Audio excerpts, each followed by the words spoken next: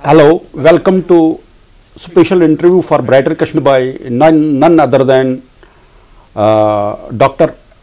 Anger, who is the head of the Sikkims. Dr. Saab, welcome to our show. Farooq Saab, I'm pleased to be with you. Sir, क्या situation लगती है आपको Covid के बाद? जैसे यहाँ पे बहुत ऐसे अमवात भी हो गए और कोविड के केसेस ज़्यादा आ रहे थे, तो आपने एक बार बोला था कि ये कोई ऐसा है कि एक महीना ऐसा आएगा जिसमें बहुत प्रॉब्लम हो जाएगी, तो उस सिलसिले में आपका क्या कहना है? फारूक साहब, कोविड नवंबर 2019 से चाइना के प्रोविंस वुहान से शुरू हुआ और देखते देखते सारी दुनिया में फैल गया. ये उस पेंडेमिक की शक्ल इख्तियार कर गया जिसने सारी दुनिया को लपेट में लेके हमारे मुल्क को भी इसमें लपेट लिया और हमारी union territory of Jammu and Kashmir को भी इस जद में आना पड़ा. आज के डेट में आज तक कोविड के हवाले से अगर देखे जाएगा तो सारी दुनिया में 99 million people have been affected by Covid. और अगर हम यूएस की बात करेंगे तो वहाँ 25.12 मिलियन पीपल आर अफेक्टेड. और अगर डेथ्स को देखेंगे तो यूएस में 4.19 मिलियन पीपल हैव डाइड. और हमारे कंट्री में इंडिया में हमारे पास इस वक्त 1.6 million population got affected because of the corona. Out of that we have lost about 1,53,000 people so far. So this pandemic came all of a blue. The world was not prepared for it. और हमारी जो union territory है Jammu and Kashmir की, इस मुल्क में India में इसके साथ साथ इसका भी ज़बरदस्त काफ़ी फैलाव हुआ और काफ़ी अमवात भी हो चुके हैं. बहर सूरत हमने पहले से लेके डे 1 से, जबकि 16 मार्च 2020 को इंस्टीट्यूट ऑफ मेडिकल साइंसेज ने एक पहला केस डिटेक्ट किया इस वादी में, तब से आज तक हमारे पास जो पेशेंट्स आते रहे उनका दबाव बढ़ता गया इंस्टीट्यूशन पे.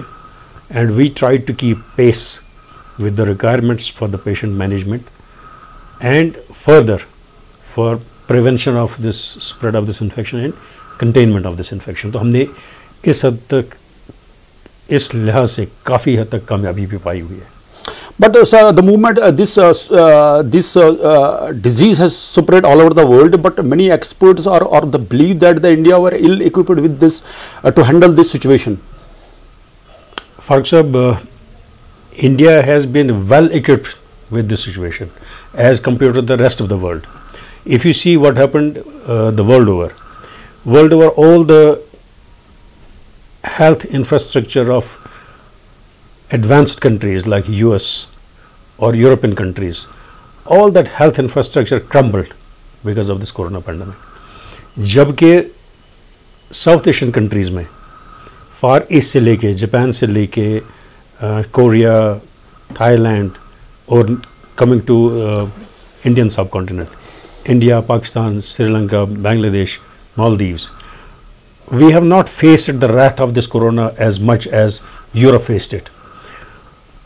Despite being the fact that European countries and the US are far ahead in health infrastructure, but this subcontinent got the advantage of this infection coming a little later. And over a period of time हमने उन countries का हाल देख के कुछ ऐसी चीज़, कोई ऐसे तदाबीर हमने लाए अमल जिससे हमारे लोगों में वो अमवात की शरह बहुत हद तक कम रही. Reason for that was by the time it spread to Indian सब कॉन्टिनेंट, हम ये समझ चुके थे कि इसमें सोशल डिस्टेंसिंग का काफ़ी अहम रोल है, मास्क पहनने का काफ़ी सारा रोल है, frequent hand washing and hygiene का काफ़ी सारा रोल है. और साइमल्टेनियसली हमने ये भी देखा कि जो दवाइयाँ इसके लिए हमने बहुत सारे स्टेजेस पे यूज़ किए, चाहे वो क्लोरोक्विन था, वो डेक्सामेथासोन था, स्टेरॉइड्स थे, या एडवांस स्टेज पर जब हमने देखा कि कन्वालेसेंट प्लाज्मा थेरेपी का रोल है और रेमडेसिविर लाइक एंटीवायरल ड्रग्स को यूज़ किया, तो हमने बहुत हद तक کنٹری جو انڈیا کی میں بات کروں گا اور سب کنٹری کی بات کروں گا، ہمیں کافی سارا ٹائم مل گیا ان چیزوں کو اپنانے کے لیے اور ان چیزوں کا فائدہ لینے کے لیے. یہ وجہ ہے ضرور کہ ہماری جو ڈیتھس ہوئی وہ کم ہوئی. پھیل تو گیا کافی سارا انفیکشن، پینڈیمک میں ہم بھی آ گئے، مگر ڈیتھس کی شرح وہ نہیں رہی جو یورپین کنٹری میں رہی. نمبر 2 فیکٹر اس کا یہ بھی رہا کہ ہماری جو لیونگ سٹینڈرڈس ہیں سب کنٹیننٹ میں وہ اتنے اچھے یا اتنے سٹینڈرڈ نہیں ہے جو یورپ میں ہیں یا جیسے ایڈوانسڈ کنٹریز ہے. ہماری جو اپنی انہیرنٹ امیونٹی ہے بہت سارے وائرل انفیکشنز کا اور بہت سارے بیکٹیریل انفیکشنز کو فائٹ کرنے کے لیے ہمارے پاس جو انہیرنٹ امیونٹی ہے وہ کافی حد تک بیٹر ہے. چاہے اس میں BCG کا رول ہم کہیں گے یا کن ایسے جو ویکسینز ہیں دنیا میں، چاہے پولیو کے خلاف، چاہے میزلز کے خلاف، اسمال پاکس کے خلاف، جو بھی ویکسینز کام میں لائے گئے ہیں، ان نے ثابت کر کے دیا کہ ہمیں جو امیونٹی لیولز ہیں ہماری اس ریس کو، یہ سب کانٹیننٹ میں جو بھی ریسز ہیں ان کے پاس جو ہے انہیرنٹ امیون پاور جو ہے امیون سسٹم وہ بیٹر ہے. تو اس وجہ سے ہماری اموات اور کم ہوئی. اور چونکہ ہم نے وہ 3 فنڈامنٹل جو ہے ماسک کا پہننا، سوشل ڈسٹینسنگ کا مینٹین کرنا، اور سوشل ہینڈ واشنگ کا، پرسنل ہائجین کا، اور انوائرمنٹل کلیننگ کا، یہ ہم نے چونکہ اپنا لیا، ہم نے اس حد سے بھی اس کو کافی سارا کنٹین کر دے، اس کے اسپریڈ کو اتنے آگے نہیں جانے دیا اور اس کی اموات اتنی زیادہ نہیں رہی. ڈاکٹر صاحب اب تو ایسا ہو رہا ہے کہ vaccine has come in the market and the government is trying hard to just vaccinate entire population, but there's a fear among the people who are considering that this will touch the DNA of the people, so they refrain to go to just jab the vaccine. فاروق صاحب، میں تمام ناظرین سے، تمام اپنے عزیز ہم وطنوں سے یہ ضرور کہنا چاہوں گا کہ ویکسینیشن ایک وہ امپورٹنٹ ٹول ہے جو الٹیمیٹ ٹول ہے کسی بھی وائرل پیتھولوجی کو ڈیل کرنے کے لیے، تاکہ یہ پینڈیمک کی صورت اختیار نہ کرے، اور پینڈیمک کی صورت میں اگر ہے تو اس کو کہاں سے کنٹرول کیا جا سکے. اگر آپ دیکھیں گے یہ ویکسینیشن کا عمل پہلے ایڈورڈ جنر سے شروع ہو کے ایک زمانے میں کافی سینچریز سے پہلے ایک وبائی صورت عالمی سطح پہ ہوئی تھی، پلیگ کی، طاعون کی، پھر اسمال پوکس ہو گیا، پھر میزلز کے پینڈیمکس ہوتے گئے، پھر بہت سارے ایسے وائرل انفیکشنز آ گئے جن میں آپ جیسے ڈپتیریا کا کہیں گے، ٹیٹنس کا کہیں گے، ایک زمانے میں اور کافی جاپنیز انسیفلائٹس کہیں گے، ایشین اور ایوین انفلوئنزا بھی آ گیا، کافی سارا برڈ فلو آ گیا، میڈ کاؤ ڈیزیز، ایسے بہت سارے وائرل انفیکشنز اس حد تک انسانوں کو لگ گئے جو کہیں پہ زونوٹک ہوتے ہوئے انسان بھی اس کے شکار میں آ گئے. یہی حال کورونا کے پینڈیمک کا ہوا. ہم نے یہ دیکھا ہے کہ پولیو مائلائٹ سے لے کے اسمال پاکس تک اور میزلز سے لے کے ڈپتیریا تک ویکسین ہی ایک الٹیمیٹ صورت ہے جس سے ہم اپنے بھائی بہن کو بچا سکتے ہیں ان خطرناک تکلیفوں سے، ان مہلک بیماریوں سے. اور کورونا کے حوالے بھی میں یہی کہوں گا کہ یہ خوش قسمتی کی بات ہے کہ کورونا کے لیے ویکسین جو ہے صرف 1 سال سے کم مدت میں سامنے آ گیا. اگر آپ دیکھیں گے ویکسینیشنز کی ہسٹری اور ویکسین بنانے کی ہسٹری میں آپ دیکھیں گے کہ بہت سارے ایسے وائرل تکالیف جن کو ویکسین کی ضرورت پڑی ہمیں، وہاں انسان کو جدوجہد کرنی پڑی دہائیوں کی صورت میں. اس میں ڈیکیڈز لگتے ہیں ایک ویکسین بنانے کے لیے اور اس کے افیکٹو ہونے میں. کورونا چونکہ ایسی پینڈیمک شکل صورت اختیار کر گیا جس نے ساری اس زمین پہ انسانیت کو ایسے دہشت میں لایا جہاں پہ ساری اکانومیز کمپل ہو گئی، ایجوکیشن انسٹیٹیوشنز ختم ہو گئے، آفس جاب سے لے کے ہر ایک زندگی کا پہلو، marketing, business, engagements and other things, everything took a very hard hit. یہاں پہ ہم ایک ہمارے جو دیکھنے والے ہیں ان کو ذرا یہ بتائیے آپ جب لوگوں میں جائیں گے یہ ویکسین کرنے کے لیے تو اس وقت کیا یہ جو ایج کے جو ہے نا اسی حساب سے آپ کریں گے، جو جیسے کوئی بزرگ ہو اس سے پہلے کرو گے یا جیسے چھوٹا بچہ ہو اس کو کرو گے؟ اب کیا سسٹم رکھا ہے آپ نے؟ میں نے آپ کو ابھی اس بات کا ذکر کیا کہ فرسٹ پرائیورٹی میں نے کہا ہے ایک اسٹریٹجی لائی جا چکی ہے، اس میں اپنائی جا رہی ہے. اس اسٹریٹجی کے حوالے سے پہلے ہیلتھ ورکرز کو جو فرنٹ لائن پہ کام کرتے ہیں، اس میں جو ہیلتھ ورکرز ہوتے ہیں, جو بھی ٹریٹنگ عملہ ہوتا ہے, اس کو پہلے پرائیورٹی دی گئی ہے. اس کے بعد جو ہے دوسرا سیکورٹی فورسز اور ڈیفنس پرسن کا آتا ہے.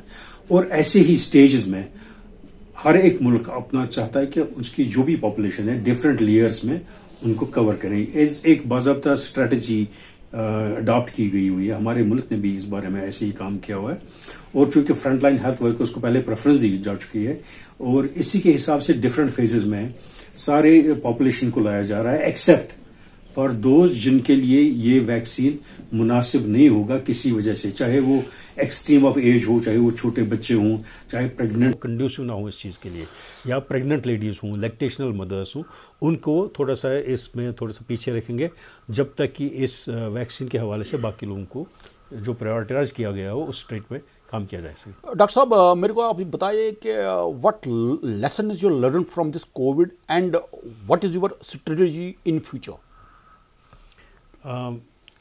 کووڈ نے ہمیں بہت سارے ایسے سبق سکھائے ہیں جن سے انسانیت کو بھرپور فائدہ لینا ہوگا.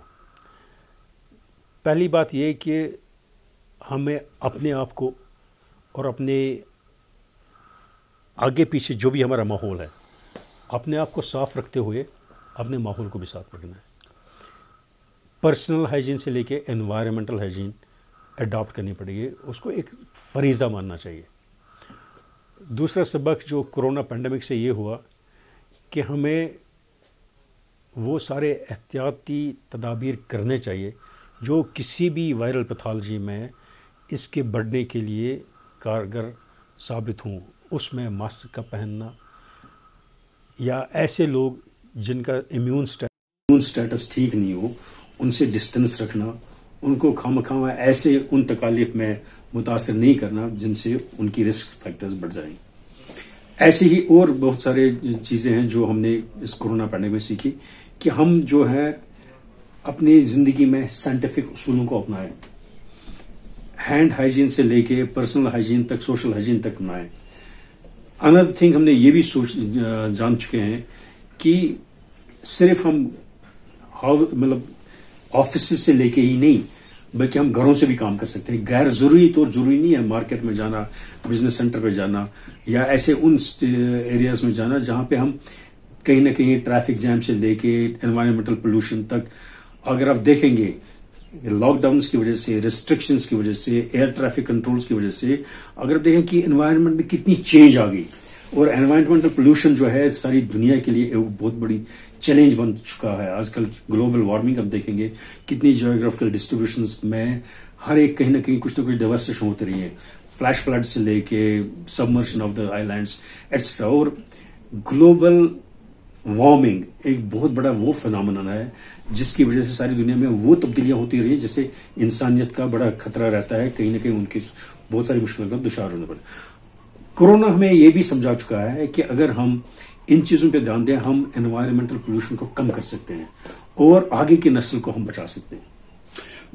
There is a one notion among the people of Kashmir. Patient cares are very low in the Sikkims. What is your say regarding this? فاروق صاحب آپ کی بات بالکل غلط ہے. میں دعوے کے ساتھ کہتا ہوں یہ غلط کیوں ہے. Sheri Kashmir Institute of Medical Sciences 1982 میں 250 بیڈڈ ہاسپٹل بن کے آیا ایک ریفرل انسٹیٹیوشن کی صورت میں. تب یہاں پہ او پی ڈی سے لے کے ایمرجنسیز تک ایک فٹ فال جو تھا صرف 1000 کے قریب تھا 24 گھنٹے میں. آج 38 ایئرس کے بعد یہ Sheri Kashmir Institute of Medical Sciences ایک 250 بیڈڈ ہاسپٹل سے لے کے ایک 1200 پلس بیڈڈ کا ڈیمڈ میڈیکل یونیورسٹی ہے. صرف انسٹیٹیوٹ ہی نہیں ہے, یہاں پہ پیشنٹ کا ٹرشری کیئر, ریسرچ اور ایکیڈمک 3 چیزیں جہاں پہ ٹریننگ اور ایڈوانسڈ پروگرامز بچوں کو, ٹیچرز کو سکھائے جاتے ہیں جو ہمارے برانڈ ایمبیسڈرز بن کے ساری دنیا میں چھائے ہوئے ہیں. اور Sheri Kashmir Institute of Medical Sciences میں آج جو فٹ فارورڈس میں ہے, the fact remains that this is the only tertiary care institution in the entire unitary of J&K جو ایڈوانسڈ سرجریز سے لے کے open heart surgeries, neuro surgery, plastic, paediatric, urological transplant سے لے کے advanced endocrine pathologies, interventional medicine, interventional radio diagnosis and imaging سے لے کے ہر ایک اس سٹیج پہ پہنچا ہوا ہے جہاں پہ یہ جو ہے صرف واحد انسٹیٹیوشن ہے جہاں پہ یہ طریقہ کار یا طریقہ علاج ممکن ہے, جس کی وجہ سے ساری دنیا جانتی ہے کہ Sheri Kashmir Institute of Medical Sciences ایک نیشنل ایسٹ ہی نہیں بلکہ ایک انسٹیٹیوٹ آف ایکسلنس بھی ہے اور ایک میڈیکل یونیورسٹی ہے. The fact means at the same time that جو علاج آپ کو آلیا Institute of Medical Sciences New Delhi, P G I Chandigarh, Tata memorial institution میں ہوا کرتا تھا کشمیری لوگوں کے لیے, وہ 3:1 آپ کے پاس Sheri Kashmir Institute of Medical Sciences ہے. اور ہر کوئی چاہتا ہے کہ اس کا علاج جو ہے صرف Sheri Kashmir Institute of Medical Sciences میں ہی ہو. ڈاکٹر صاحب, if you go to your this career, so you have served already there outside the J&K. So how do you see the work culture there outside J&K and in J&K? So and how do you see the Sikkims 10 years before and now? اس بات کا جواب دے دوں کہ 10 years آگے institute کیا رہے گا. میں نے جب بحیثیت ڈائریکٹر یہاں Sheri Kashmir Institute of Medical Sciences میں 2016 میں کام شروع کیا تو تب میرے نظر میں کچھ ایسے پروجیکٹس تھے, کچھ ایسے مراحل تھے جن کے ہوتے ہوئے میں سوچا تھا کہ Sheri Kashmir Institute of Medical Science کو آگے بلڈ کروں. اور وہی پروجیکٹس ان میں سے میں نے کچھ کمپلیٹ کر کے دیے تھے 2018 کے جنوری تک. اور اس وقت چونکہ کچھ 13 پروجیکٹس میں نے کمپلیٹ کر کے دیے تھے اور اس وقت کی آنریبل چیف منسٹر مس محبوبہ مفتی جی نے مجھے ایک دن پہلے ہی نکال کے رکھ دیا تھا, جبکہ دوسرے ہی دن میرے کمپلیٹ کیے ہوئے 13 پروجیکٹس اس نے انوگریٹ کیے تھے SKICC سے. بٹ دین اس کے بعد چونکہ میں پھر سے یہاں پہ آیا ہوں انسٹیٹیوٹ میں اور میرا انٹرویننگ پیریڈ جو 2 سال کا ضائع ہو گیا, میں نے تب بھی پھر سے اس لاسٹ 1 سال کے عرصے میں ایسے وہ پروجیکٹس کمپلیٹ کر کے دیے ہیں جن میں اسٹیٹ کینسر انسٹیٹیوشن ایک بہت بڑا انسٹیٹیوٹ ہے, ایک بہت بڑا ادارہ ہے, جن میں ایک میٹرنیٹی ہاسپٹل جو 20 سال سے کہیں پہ نہیں تھا وہ کمپلیٹ کر کے دیا ہے. اور اسٹیٹ کینسر انسٹیٹیوشن کے ساتھ ساتھ میں نے ایسے اور بھی کچھ پروجیکٹس کمپلیٹ کر دیے جس میں انجینئرنگ بلاک ہے ہمارا, سینٹرل ڈرگ سٹور ہے ہمارا, اور بھی بہت سارے پروجیکٹس میں نے گورنمنٹ کے نظر میں رکھے ہیں. میں نے ان کو پروجیکٹ سبمٹ کیے ہیں گورنمنٹ کے پاس. آنریبل لیفٹیننٹ گورنر سر جو اس سے پہلے تھے اور آج کے جو بھی آنریبل لیفٹیننٹ گورنر سر اور ہمارے جو ایڈوائزرس ہیں to honourable governor sir as well as chief secretary sir, financial commissioners, ان سب کی جانچ میں نے کچھ ایسے 13 to 14 پروجیکٹس لائے ہیں جن سے میں نے 2 فیزز میں, ایک 5 سال کی مدت کے, ایک 10 سال کی مدت کے ایسے پروجیکٹس ہیں جن سے ہم Sheri Kashmir Institute of Medical Sciences کو اس سٹیج پہ لے جائیں گے جہاں پہ ہمارے آنے والے ان نسلوں کے 200 سال کی ضروریات جو ہے پوری ہو جائیں گے. اس میں ایک آرگن ٹرانسپلانٹ سینٹر ہے, ایک نیورو سائنسز سینٹر ہے, ایک نیا کارڈک سائنس سینٹر ہے, ایک ایڈوانس پیڈیاٹرک سائنس سینٹر ہے, ایک ٹراما سینٹر ہے, ایک ایسے ہی ان کیمپس میڈیکل کالج. ایگزیکٹلی. تو ان پہ جب کام ہو جائے گا تو مجھے اس بات کا فخر ہوگا کہ اللہ تعالیٰ کے فضل سے میں نے یہ چیز اس انسٹیٹیوشن کو دے دی جس نے مجھے ڈاکٹر آہنگر بنا کے سامنے لایا. اب میری ایکسپیرینس جو آپ نے کہی باہر کے انسٹیٹیوشن سے ہوتے ہوئے ہیں, وہاں کے انسٹیٹیوشن میں جو میں نے کام کیا میں نے یہی طرز عمل وہاں پہ بھی اپنایا کہ اس انسٹیٹیوشن کو فردر آگے بلڈ کروں. اور ان کے لیے میں نے جو روڈ میپ دے دیا ہے وہاں پہ میں نے ایک کیش لیس کیئر کے اسکیم سے حوالے سے ایک اسکیم دے دی ہے جو وہاں کی اسٹیٹ نے اپنائی. میگھالیہ اسٹیٹ ہیلتھ انشورنس ایک بہت بڑی اسکیم ہے جو آج کل آپ دیکھتے ہیں آیوشمان بھارت کی اسکیم کے حوالے سے جڑی ہوئی ہے. So you are a brainchild. Yes, correct. This has been my brainchild which I started in Shillong. اور یہ کیش لیس کیئر میں نے 2016 میں یہاں پہ گورننگ باڈی میں انٹروڈیوس کیا تھا. بٹ بدقسمتی سے اس وقت کی چیف منسٹر صاحبہ نے یہ بات سمجھی نہیں پوری طریقے سے, نہیں تو آج تک ایک پورا امپلیمنٹ ہوا ہو چکا ہوتا. نمبر 2 کے حوالے سے میں نے جو ابھی جن پروجیکٹس کا ذکر کیا یہ میں اس کا فیوچر دیکھنا چاہتا ہوں. جیسے میں نے وہاں کام کیا تھا اس سے 10 ٹائمز میں نے یہاں کام کرنا چاہتا ہوں. being a local, difference between that place and this place in the people is that وہاں کے لوگ جو ہیں بڑے ڈسپلنڈ ہیں. مجھے بدقسمتی سے یہ کہنا پڑے گا کہ ہم لوگ زیادہ ڈسپلنڈ نہیں ہیں. بہت سارے اچھے لوگ بھی ہیں یہاں پہ. میرے انسٹیٹیوشن میں کچھ ایسے لوگ ہیں جو بالکل اینجلز ہیں, جو سیکنڈ ٹو نن ان دا ورلڈ ہیں. بہت بڑے ڈاکٹرس ہیں, بہت بڑے سائنٹسٹ ہیں, بہت بڑے ریسرچرس ہیں ہمارے انسٹیٹیوشن میں, جن کا کوئی جواب نہیں ہے دنیا میں کہوں گا. مگر کچھ لوگ ضرور ہیں جو اس چیز کو اپناتے نہیں ہیں, جو ڈسپلن کے نام نہیں جانتے ہیں چیز کیا ہے, جو اکاؤنٹیبلٹی پہ بھروسہ نہیں کرتا ہے, یا جن کے سامنے اکاؤنٹیبلٹی میٹر نہیں کرتے ہیں. مگر یہ ان لوگوں کو over a period of time سمجھنا ہی پڑے گا. ڈاکٹر صاحب, do you think they are a single sinner sinks the boat, you related to this? یہ کچھ پولیٹیکل سوال ہے, میں اس کا جواب اس لیے نہیں دے دوں گا کیونکہ میں سمجھتا ہوں کہ ہر ایک انسان جو ہے, ہر ایک انسان کے پاس ایک پوٹینشل ہے, ایک ٹیلنٹ ہے جو چھپا ہوا, جس کو ایکسپلور کرنا میرا کام ہے. میرے پاس جو میری فیکلٹی ہے, میرے جو ملازم ہیں, میرے جو پیرامیڈکس ہیں, میرے جو نرسز ہیں, میرے جو ورک فورس ہے, ہر ایک کے پاس ٹیلنٹ ہے. مجھے اس کے ٹیلنٹ کو ایکسپلور کرنا میرا فرض بنتا ہے.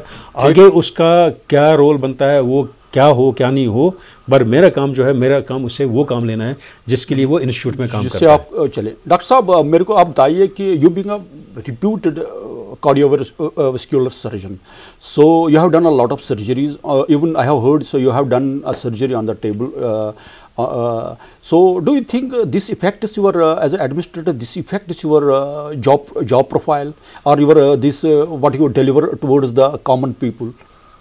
فاروق صاحب, میں اس سوال کا اس لیے جواب بہتر اس لیے سمجھتا ہوں, جو میں نے کام کیا ہے اوپن ہارٹ آپریشنز کے حوالے سے, انہی اوپن ہارٹ آپریشنز یا کارڈیک سرجری نے مجھے ڈاکٹر آہنگر بنایا ہے, جس نام سے مجھے لوگ یہاں کے جانتے ہیں, جس نام سے مجھے شیر Kashmir Institute of Medical sciences نے اس سٹیج پہ لایا ہے. اس جاب کے پروفائل سے ہی میں ایک ایڈمنسٹریٹر بھی ہوں, اور ایک ایڈمنسٹریٹر اگر سرجن کی طرح پرسائز اور پرفیکٹ ہو, وہ ایڈمنسٹریٹر زیادہ بہتر ایڈمنسٹریٹر ہوتا ہے.